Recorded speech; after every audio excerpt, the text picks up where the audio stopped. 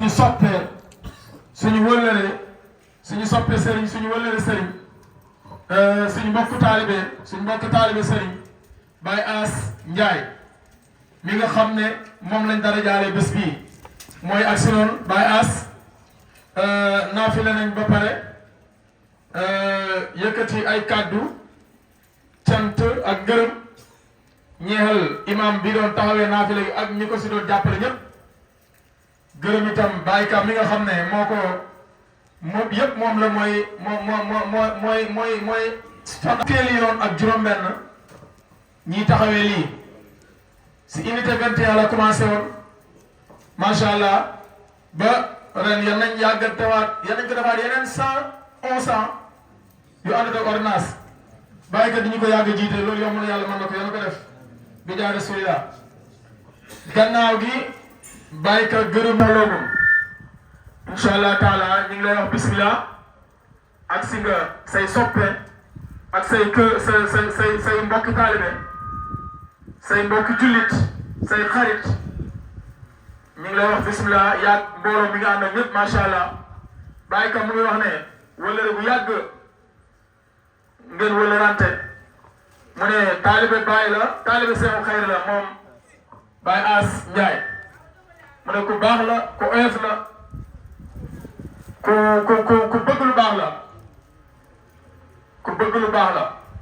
mu ne wëllëre bu yàgg la yàlla leen yàlla boole te wëllëre nag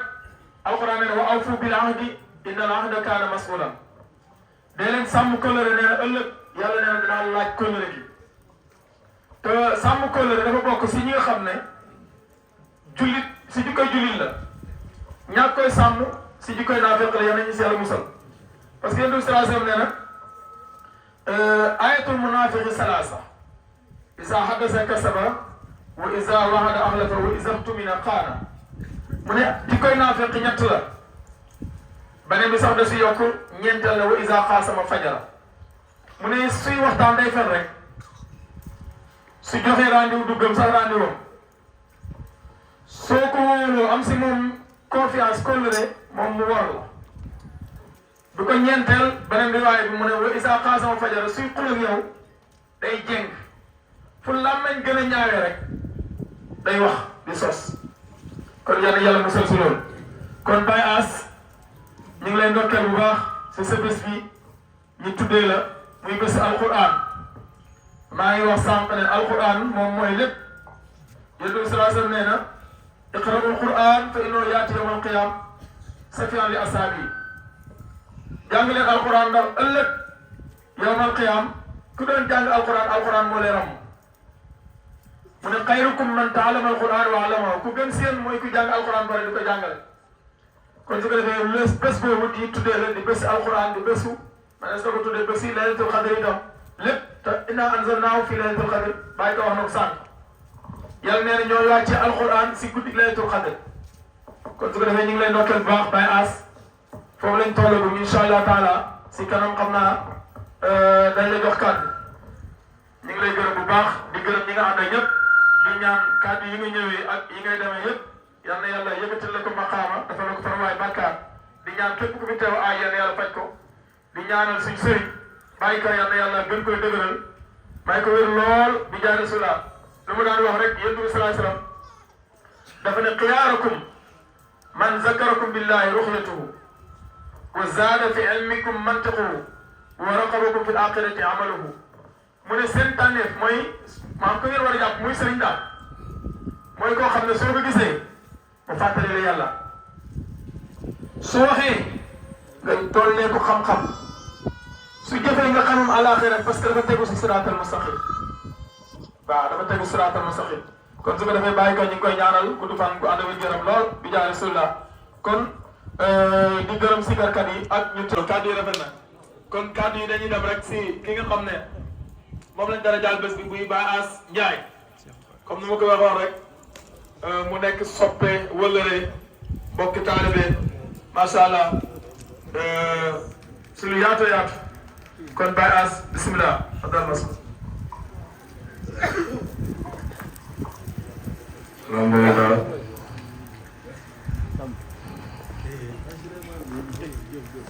ñu ngi sant yàlla di julli ci Yonent sallallahu alayhi wa sallam gaa yi dañ ma laaj léegi ku lay présenté ma leen man maa présenté sama bopp waaw parce que man sama kër laa ñëw ma jox kenn di ma waxal sama kër laa ñëw ci sama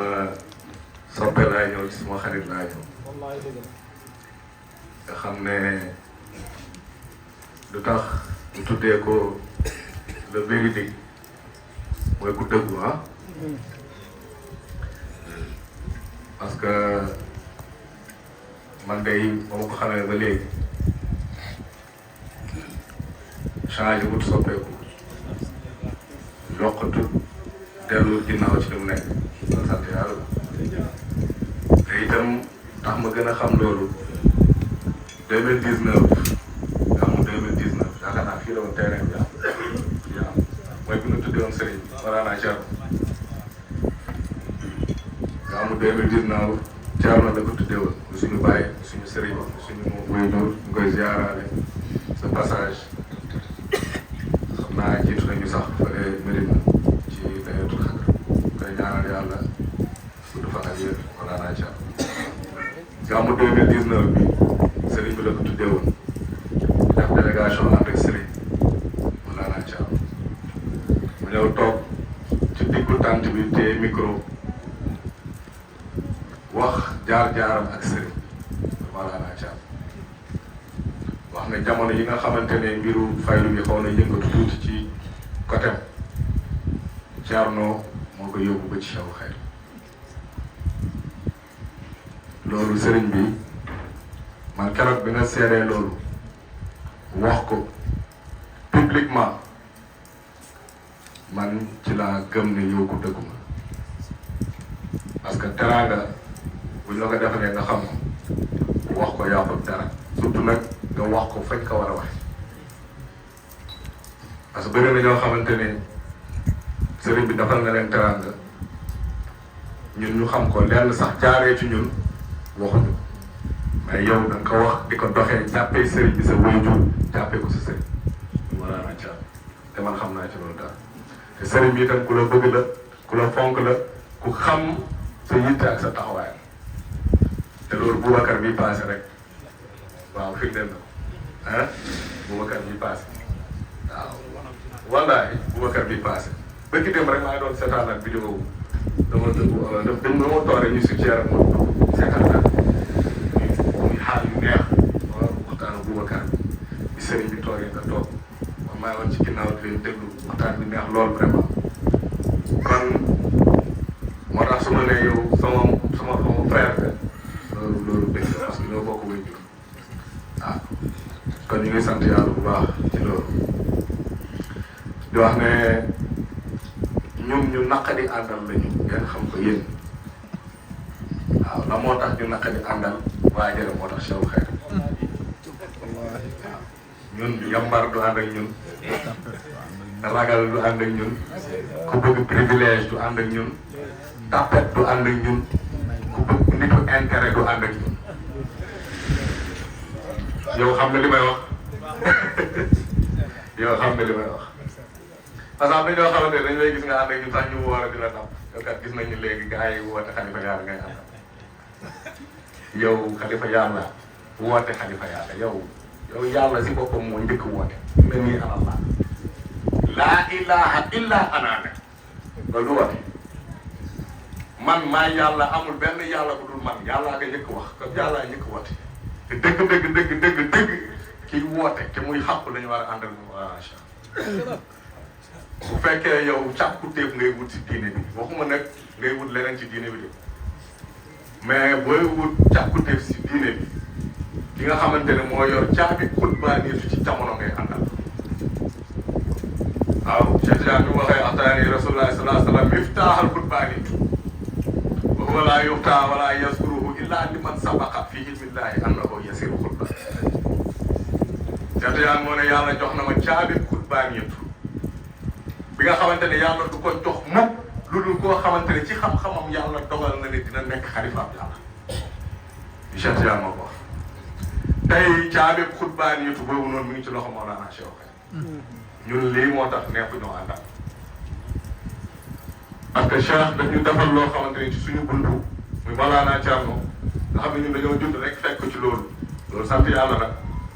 parce que mbëkkante yi gars yi dafa jaar fu nekk mbappat yeeg yëpp ba yegsi ci moom ñu ngi sant yàlla parce que ñun wax naa ko fii daaw ak jéeg ak programme yi fi ñëw yëpp ñun bi ñu nekk xale di gis Cheikh di ñëw kër di seet si paa bi Thierno daanaka naa rek lañ ko foofu kese ba nañ ci yemoon mais après di ngay gën a dem di gën a màgg di xam kii li muy dox lan la taalibe bàyyi la moom Cheikhul Xayr bu mag bu wér bu ko ñëpp seedeel kon nag yow mi koy inkaan bu fekkee moo la ëpp njub ëpp la mbaax xoolal gën a mën a dépensé ci yoonu Cheikh Ibrahim keroog la jugee màgg mu ngi ne def lu toll xoolal Boubacar yow mii tam Boubacar demaat fa ba sa iman boobu koŋŋ ci Boubacar xam xoolal kii ni mu koy def ñëw dama ko ñëw kii dëgg-dëgg ndamu lislaam ndamu fay lu Mawlana Cheikh Xayr yàlla ko yàlla may gudd fan ak wér man bu ma téye micro man balaa une minute di jaar man ñu xam ne taal bi Thierno daa taal Cheikh Xayr kuy ànd ak man ci loolu bismillah ku ci àndul itam jàppalu ma la dara waaye ba ma maa ne sama yoon man loolu laa gëm de des fois sax mooy li ma la wax rek gars yi yaakaar ne ay leneen la déedéet ñun ci suñu benn naar déedéet xadir shufufa rutbatil uliyallatin kaanal xalilu bi bursha yataala ñun loolu la ñuy gis màggalal dara yu boobu nga xamante ne xalil mooy takk ca biir ñun xalil la ñuy gis muy takk ci jëmm ci moo tax mu ne man saalum laa Cheikh moo wax loolu kon yow yaay gis lu weex nee na man saalum laa te yow mii xam affaire yi xam nga nu mu demee yow xam nga ko te leer na ci yow nañ léegi nag ci keneen ku mu leerul dafa des rek gis nga fatu lu am solo la fatu keroog maa ngi dégg sa benn waxtaan nga koy wax fatu sëñ bi bëri na deng yooyu gis yàgg fatu kepp la kepp fatu boo koy misaal da ngay mel na rek ciment bu xaws ba wow jeex na loolu mooy fatu bu tojee amatul njëriñ du njëriñ boppam du njëriñ keneen mais fekk mi ngi des ci wowam googu noonu loolu mooy fatu yow man ak yow dañoo bokk xaar des fois ma déglu ko ma dégg sax muy waxtaan la ma doon waxtaanee wala des fois man ma déglu ko ma déglu man may waxtaanee sax moom lu mu doon waxtaanee parce que lu tax dañoo bokk mashrab ñun ragaluñu bayti baay haqiqatul muhammadiyya laha xalifatan fil wujud fi kulli asrin wala yajri fil wujud shay'un illa wasita zalika xalifa xadara cheikh xayr rek ñoo ko ñëw kan keneen moo ko ñëw haqiqatul muhammadiyya day am xalifa ñun nag da nga fi wax lépp la teg ñun jamono bu nekk sax ay dalil la ñuy gën a wér ñun dañuy gën a dëgëral mbir ak di ñu ko gën a leeral dalee ka ca yorante yi jaar ci wële yoo ba fii ñu toll nii bayti bàyyi soo ko ragalee rek yow da nga delluwaat taxawaayu yëngu jeeg jamono yonent bi dañ doon nëbb tawreet di ko nëbb yenn ay yonent bi alxuraan bii am na yenn ustaas yoo xam si télé yi dañuy toog du ñu ñemee jàng yenn aay ndax day yàq seen business am na bayit yoo xam dafa mel na taalibe bàyyi dañ leen ko tere te bàyyi ko wax waaw fa yajibu alal murid astaghfiru illa man huwa kaamilul asr li axaza anhu wa taadu bi bayna yadayhi wa taakidul uhudil muhammadiya ahmadiya ibrahima lii ci kan nga koy dégg keneen ku dégg taxul taalibe Mawlana Cheikh mu ñëwee ko waxtaan teg ko def ko sujet di ko toj keneen parce que foo ko tojee dinañ la laaj kaamilul asr boobu kan la dinañ la ko laaj léegi nag comme dañ cee bëgg a napp ñoom ñun la noo amul ku nekk rek sa sëriñ mooy kaamilul asr kon ndaw lu doy waar yow kaamilul asr yoo xamante ne tey jii ñeme woon nekk sa jaar-jaar ñi nga xamante ne dégg nga maam jamononte nañu ak yow bëggoo ñu wax ci yow mais ban kaamilul asr ban moo tax jamono bu nekk xalaftu yaminan innahu dahra mufrad loolu la bàyyi wax maa koy waat sama jéeru du nigi nag jamono bu nekk kenn lay nekk amal ko baane falaxtaaw kasir wal fardu waahid fi kulli zamanin la bàyyi wax du ci wàllu xutbaa nit xutba yu bëri nañ waaye fardu bi moom kenn la ci zaman ci jamono bu nekk wa min bu istimdaadil aarifin fi zaman te ci moom lay aarifine di tëbboo ci jamonoom di bàyyi ko kon kenn lay nekk kenn waaye ne ma yonent yàlla daan nañ yónni ay yonent yu bëri ñuy bokk jamono ma ne ko waaw waaye kenn moo doon gàddu mbootu yonent ba ci jamono ñeneen ñëpp ay wazir la ñu nekk ak ay ministre ci nangam comme ni mu amee tey ci biir wilaya te bàyyi moo ko wax bàyyi ne yonent yi man amara bi jamel anbiyaay wa kafara bi nabi zamanihi fa huwa kaafirun mu ne nga gëm booleem yonent yëpp nga weddi yonent ba yàlla yabaloon sa jamono kaafir yi yéefal la mu ne noonu itam la mel ci biir wilaya wa kazalika al awliya man amala bi jamel awliya wa kafara bi wali zamanihi fa huwa maqtuni anillah képp ku gëm wali yu yow weesu nga weddi sa wali yu jamono dañ la dagg ci yàlla moo tax waaw sëñ kon daal sëñ bi ñu ngi sant yàlla ñun ay li ma la wax rek man wala ñun maag yow ñun ragal du ànd ak ñun kuy dellu gannaaw ànd ak ñun ci bëgg privilège déedéet ñun da ngay soxla yàlla boo koŋ waaw day soxla yàlla boo koŋ ñu mën a ànd ci yoonu yàlla ndax bu fekkee jafe-jafe yi la moom sëñ bi jafe-jafe yii adduna yii ku mu teel a jaamu yàlla wala dem ci yàlla danga dee du sotti maa la ko wax sëñ bi danga dee du sotti yonent xanaa du moo gën ñëpp da daan toog du am lu lekk te day dox doj yi naan ko ndax ñu soppeeku wurus wala xaalis la jëriñoo boo ko xam nga ni yàllaa ko taxoon a jóg Ibrahim daan na joxe ba du am sax lu mu dépassé kooku yàllaa ko taxoon a jóg Cheikh Tidiane kazalik Mawlana Cheikh mi ni kazalik Cheikh lu mu yor li moomu ko moom pour nit ñi la waaw pour nit ñi kon ñun itam ci loolu rek lañ taxawal ci loolu rek lañ nekk moo tax ñu ngi sant yàlla mu ñu guddal dafa guddi te sedd na aayo daawaana ni alhamdulilah wa salaamaaleykum wa rahmatullah man nag fii moom sama kër la ni ma leen ko waxee rek jàppee ma sama bopp bare jàppee ma sama bopp dara frère bu ñëw ci frère am waaw jërëjëf alhamdulilah ñu ngi nuyuwaat mbooloo bi di ko okkeel bu baax dem bañ naa fa dem ba pare rek maa ngi koy waxtaan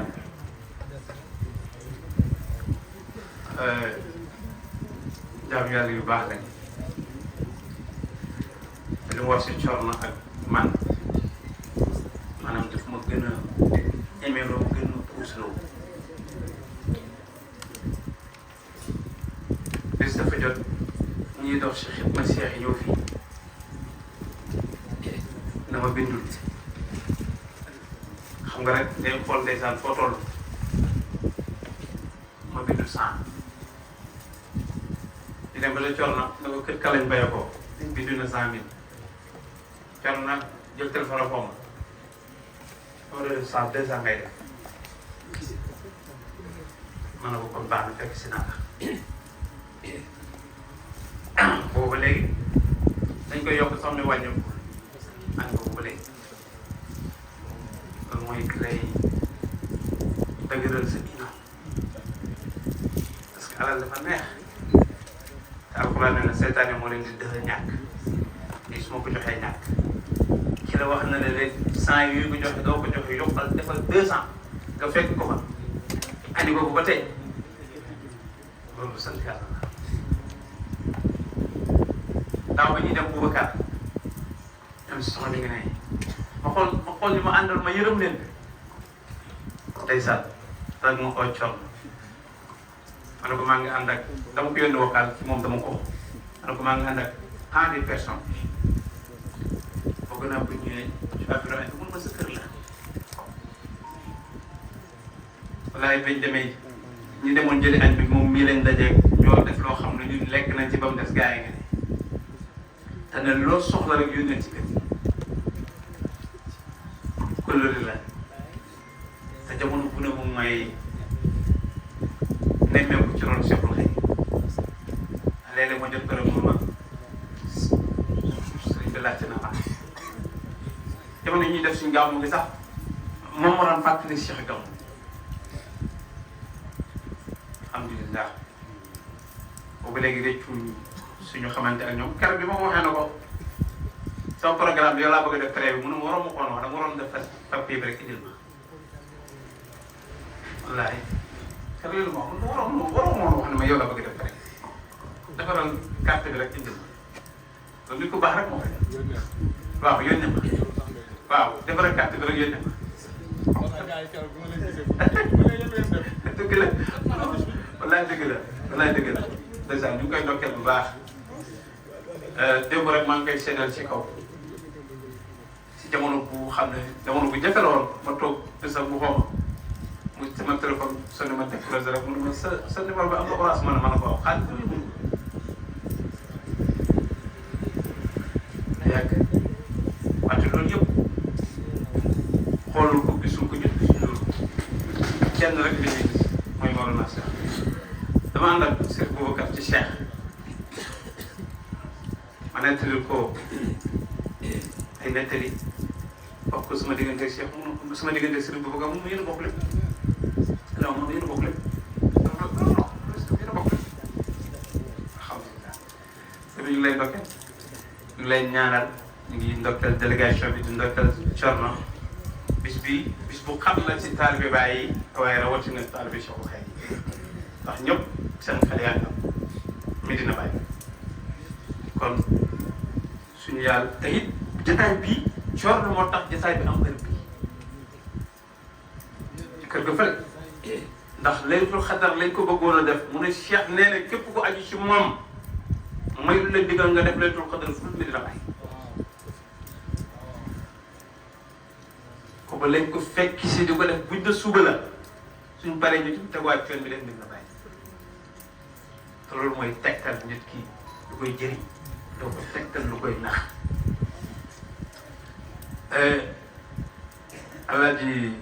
Ka Ousseynou Niass ma fekkee Kaolack benn dëj gars yi mu ne taalibe bu dul ñëw Medina Baye garab bu dee la mu ne taalibe boo xam ne da ngay yóbbante ci xaddi Medina Baye garab bu lax la mu ne waaye taalibe buy ñëw di teew foofu mooy garab bu sax bu naat bi am meññet Medina du jaaxaan de turjuhuni illa madinati sa markaz sirri suma xarit markaz sirri xam na suma xarit lu tax ku benn seex bàyyi ba mu demee màkk mu ne ñoom bëgg yónni bi sax mën a indi waaye bu nekk doon am nañ gàtt sax ñëw xoolal fa muy bayee ko su ko neexoon dafay leen du xelal këram waaye jéggi loolu yëpp ñëwaat si Cheikh Ibrahim dëgg ku am fu mel noonu nag soo melee neneen yaa feneen bu ko jëlee waaye jëlee woo ko foofu soo melee neneen lu dul noonu feneen nga ko jëlee mais jëlee woo ko ci jëlee woo ko foofu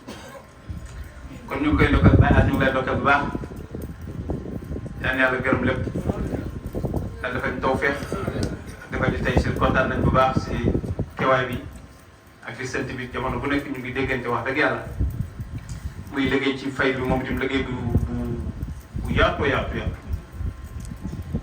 mu ngi dox bu baax fajal rek wax na ma dem na nga nekk sant naa ñoom Yunus te loolu mooy mbóot bu nekkee ci yow dafa war a wasin surtout mbóot fay dafa war a wasin moo tax bu ma nekk faydu bu ko bëgg da ngay wax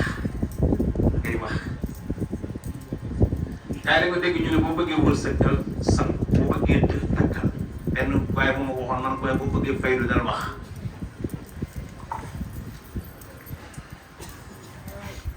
benn mbokk laa doon jokkoo yàgg na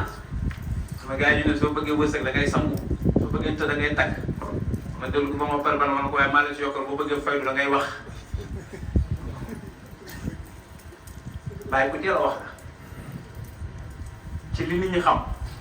ca ruuxul ëddëb te loolu lii leen ruuxul ëddëb la si bàyyi waxee nga xam ne la nekk ci moom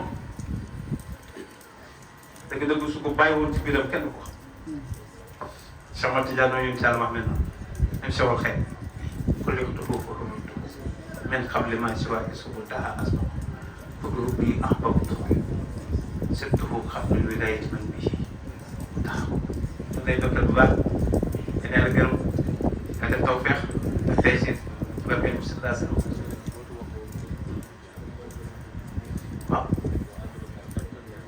dëgg la de yow wax nga ko si sa biir wax al aqtaabu kasiir wal fardu waahid fi kulli zaman wa min istimdaadil aarifiina ci moom la aarifiina di tëbb mu def ni kan mooy aarif foofu la dégg est-ce que kan mooy aarif ndax ñëpp aarif man fenee fi zaati maraka bu fenee fi sifa maraka bu fenee fi is maraka ñi ñooy aarif kan moo leen fekkoon ci dara amul yàlla ne fan dem dinañ dem waaw ku ne nañ dem topp ko ku ne nañ dem topp ko nga xool fan la la jëlee ba nga ko toppee ak fan la la yóbbu naan ndax oto la ñuy dugg wala mu déedéet li nekk jël kaw ban yoon ay déedéet li nekk jël kaw lan la ñuy dugg nan lañ feree mu ne ko ñëw fekkee ñu ne wala xaar bil xerfaan xerfaan lañ fay dese nag xa bil xerfaan fekkee mën a daw man résultat bi rek mën a lus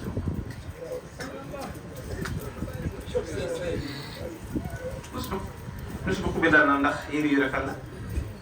wala kër yu rafet la wala ay oto la te lus mooy ñee nga taxaw ca xëddam bu njëkk wax moom mu ne fekk la ca xëddam bu njëkk ba nañ def ah yóbbu la ci ñaareel bi yóbbu la si ñetteel bi yóbbu la si ñeenteel kay kii kay leer a gërëm dañ taw fi ak tey si dañ ko doon ndokkeel di ko sant di ko gërëm daa mel ni jotaay baa ngi bëgg guddi dafa mel ni Bachir moo des sax ah pare rek ah. Guide d'utilisation de clairvoyance. Clairvoyance est une plateforme spirituelle innovante mise en place par le guide Baye As Ndiaye International et développée avec dévouement par ses talibés. Cette application met à votre disposition les outils ancestraux de la sagesse islamique pour vous accompagner dans votre cheminement spirituel. Comment créer votre compte en quelques clics? Rendez-vous sur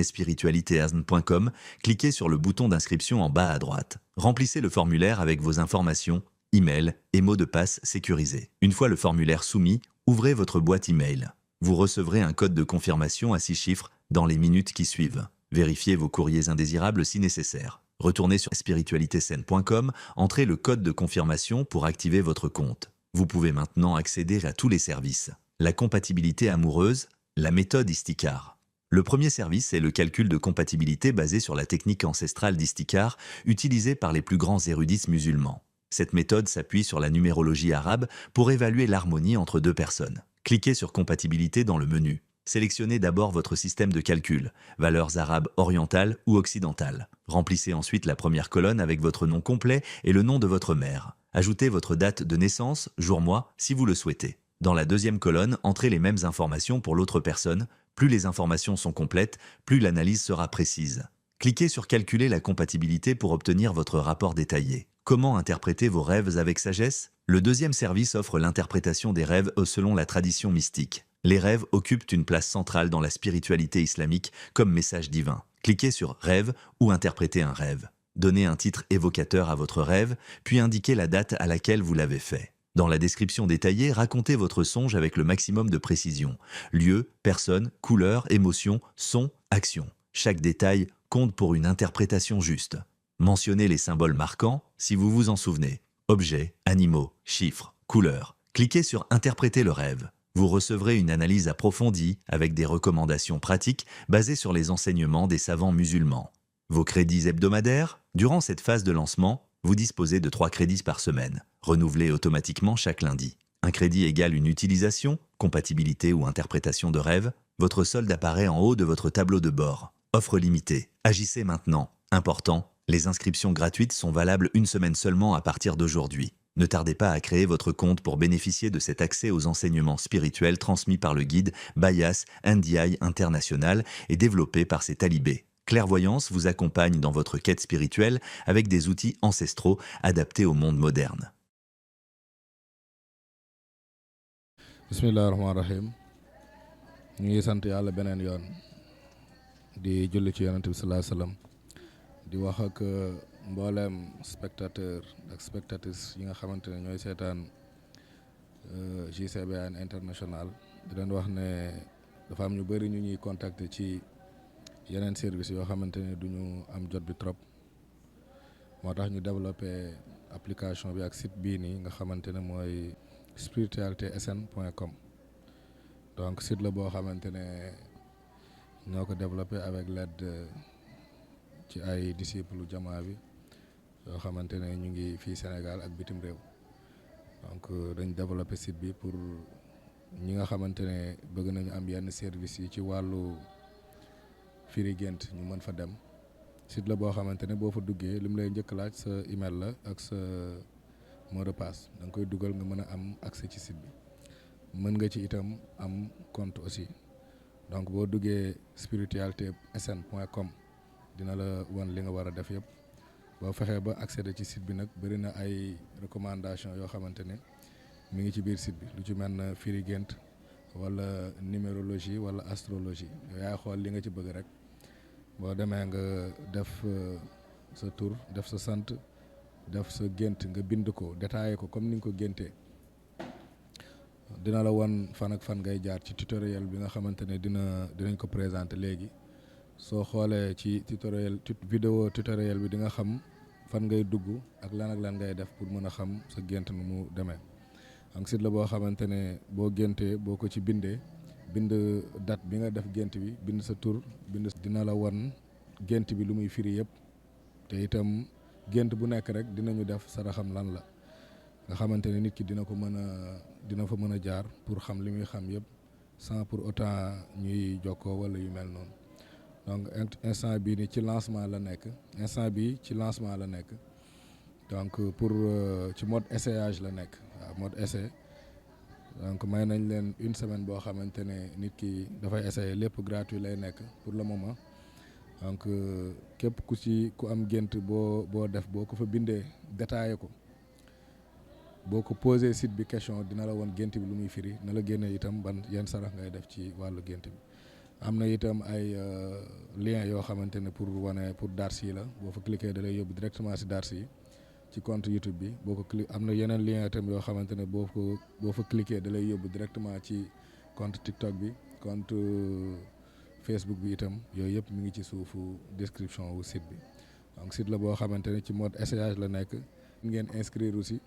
balaa muy trop tard donc loolu moo tax ñu def vidéo bi pour expliquer en détail lan mooy njëriñu site bi mi ngi tudd spiritualitésn.com donc bàyyi leen xel ci vidéo tutoriel bi en français pour ngeen mën ko comprendre bu ngeen suivre ni ñu leen ko expliquer rek di ngeen comprendre te du am benn jafe-jafe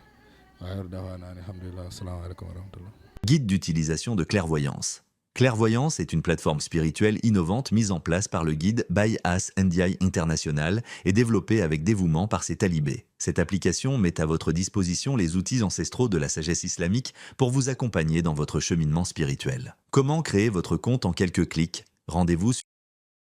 spiritualitéasn.com, cliquez sur le bouton d'inscription en bas à droite. Remplissez le formulaire avec vos informations, email et mot de passe sécurisé. Une fois le formulaire soumis, ouvrez votre boîte email. Vous recevrez un code de confirmation à 6 chiffres dans les minutes qui suivent. Vérifiez vos courriers indésirables si nécessaire. Retournez sur spiritualitésain.com, entrez le code de confirmation pour activer votre compte. Vous pouvez maintenant accéder à tous les services. La compatibilité amoureuse, la méthode Istikar. Le premier service est le calcul de compatibilité basé sur la technique ancestrale d'Istikar utilisée par les plus grands érudits musulmans. Cette méthode s'appuie sur la numérologie arabe pour évaluer l'harmonie entre deux personnes. Cliquez sur compatibilité dans le menu. Sélectionnez d'abord votre système de calcul, valeurs arabes orientales ou occidentales. Remplissez ensuite la première colonne avec votre nom complet et le nom de votre mère. Ajoutez votre date de naissance, jour-mois, si vous le souhaitez. Dans la deuxième colonne, entrez les mêmes informations pour l'autre personne. Plus les informations sont complètes, plus l'analyse sera précise. Cliquez sur Calculer la compatibilité pour obtenir votre rapport détaillé. Comment interpréter vos rêves avec sagesse? Le deuxième service offre l'interprétation des rêves selon la tradition mystique. Les rêves occupent une place centrale dans la spiritualité islamique comme message divin. Cliquez sur Rêve ou Interpréter un rêve. Donnez un titre évocateur à votre rêve, puis indiquez la date à laquelle vous l'avez fait. Dans la description détaillée, racontez votre songe avec le maximum de précision. Lieu, personne, couleur, émotion, son, action. Chaque détail compte pour une interprétation juste. Mentionnez les symboles marquants si vous vous en souvenez. Objets, animaux, chiffres, couleurs. Cliquez sur Interpréter le rêve. Vous recevrez une analyse approfondie avec des recommandations pratiques basées sur les enseignements des savants musulmans. Vos crédits hebdomadaires? Durant cette phase de lancement, vous disposez de 3 crédits par semaine, renouvelés automatiquement chaque lundi. Un crédit égale une utilisation, compatibilité ou interprétation de rêve. Votre solde apparaît en haut de votre tableau de bord. Offre limitée. Agissez maintenant. Important, les inscriptions gratuites sont valables une semaine seulement à partir d'aujourd'hui. Ne tardez pas à créer votre compte pour bénéficier de cet accès aux enseignements spirituels transmis par le guide Baye As Ndiaye International et développé par ses talibés. Clairvoyance vous accompagne dans votre quête spirituelle avec des outils ancestraux adaptés au monde moderne. Zikrullah tabaraka wa ta'ala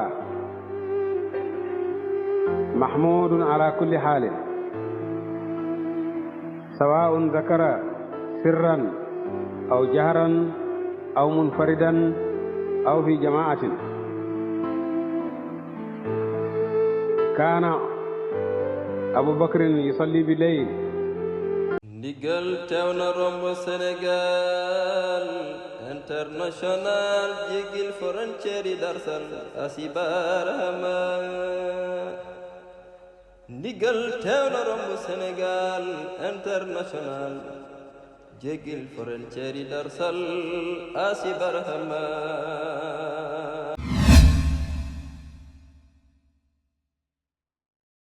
Guide d'utilisation de clairvoyance. Clairvoyance est une plateforme spirituelle innovante mise en place par le guide Baye As Ndiaye International et développée avec dévouement par ses talibés. Cette application met à votre disposition les outils ancestraux de la sagesse islamique pour vous accompagner dans votre cheminement spirituel. Comment créer votre compte en quelques clics? Rendez-vous sur